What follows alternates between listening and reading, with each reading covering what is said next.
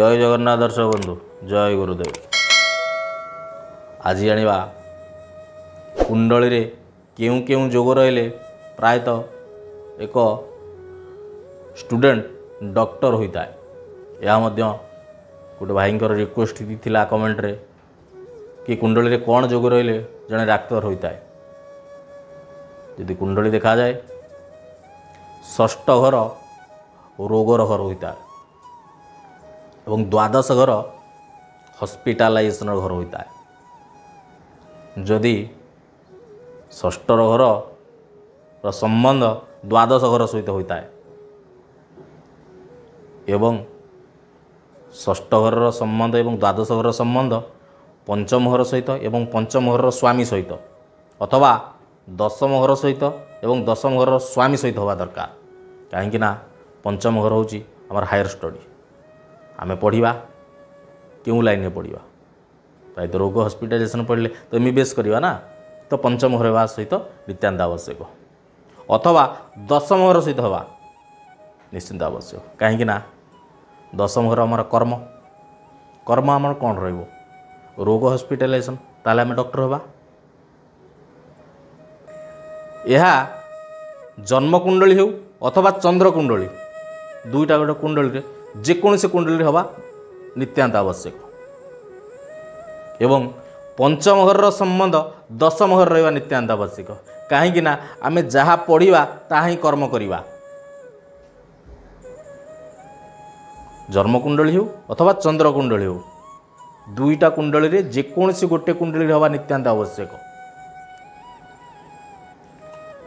एवं गुरुर दृष्टि गुरु माने बृहस्पति बृहस्पति का दृष्टि अथवा बृहस्पति का अवस्थान लग्न पंचम एवं दशम सहित हवा नित्यान्त आवश्यक। कहीं गुरु होउचंती सॉल्यूशन कारक। कारण डॉक्टर मानक जो रोगी आसी थाए रोगर सॉल्यूशन डॉक्टर ही नहीं था। कहवा गले लग्न रे गुरु रहिले आमर चित्त लग्न होची आमर चित्त आम चित्त रे आम सॉल्यूशन दबा। पंचम मध्य आमर चित्त होता है पंचम द्वारा ही आम सॉल्यूशन दे पारिबा। कहीं पंचम सॉल्यूशन मध्य कारक होता है पंचम घर और दशम दशम होची आमर क्रिया आम जहाँ करि थाए तेणुक दशम रे बृहस्पति दृष्टि अथवा अवस्थान आमर क्रिया आमर मतलब सॉल्यूशन होता है। जेकोसी आम सॉल्यूशन देवा ता मध्य ठीक जगह होता है एवं नवम घर बलवान होगा नित्यान्त आवश्यक। कहीं नवम होची भाग्य एवं नवम घरे मध्य सॉल्यूशन ही आसता है। जेकोसी आम सॉल्यूशन देता लोक ता मध्य नवम घरे आसी था। पर द्वितीय घर एकादश घर बलिष्ठ हवा नित्यान्त आवश्यक। कहीं डॉक्टर मान पाखरे ही पैसार अभाव न था।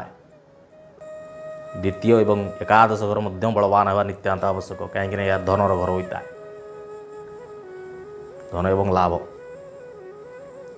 एवं कुंडली रे धन जोग गुड़िक भी रही है। धन जोग रहा नित्यान्त आवश्यक। कहीं धन स्रोत मध्य डॉक्टर मान पाखरे अत्यधिक रही है एवं राजयोग राजयोग हेले ही तो लोकर नाम ख्याति ही बढ़ी था। राजयोग होगा नित्यान्त मध्य आवश्यक। ये देखा जाए डॉक्टर मानकर कुंडली रे ही चंद्रमा एवं सूर्य पीड़ित होगा नित्यान्त आवश्यक। कहीं चंद्रमा पीड़ित हेले ही आमर इमोशन रहा। देखिए जदि डॉक्टर कौन रोगी अति खराब कंडीशन होता है तो तार इमोशन ही न था। यदि इमोशन रही डॉक्टर कौन चिकित्सा कर तो इमोशन रे भाव विह्वल हो। तेणुक चंद्रमा पीड़ित होगा नित्यान्त आवश्यक एवं सूर्य मध्य आत्मा पीड़ित हेले आमे आत्मा लेवल रे ही कौन प्रकार भाव विह्वल हो न था। से सूर्य मध्य पीड़ित होगा नित्यान्त आवश्यक। यही जोग सब रहिले प्रायतः जड़े डॉक्टर होता है। आउ मध्य नवांश पत्रिका देखा जाए दशमांश पत्रिका मध्य देखा जाए कहवा सब संभव हो ना। तेणुक मु जहाँ भी कहली तो D1 पत्रिका अनुसार ही कहली। दर्शक बंधु वीडियोटी जदि भल लगी लाइक शेयर कमेंट करने भूलिए ना। जय जगन्नाथ।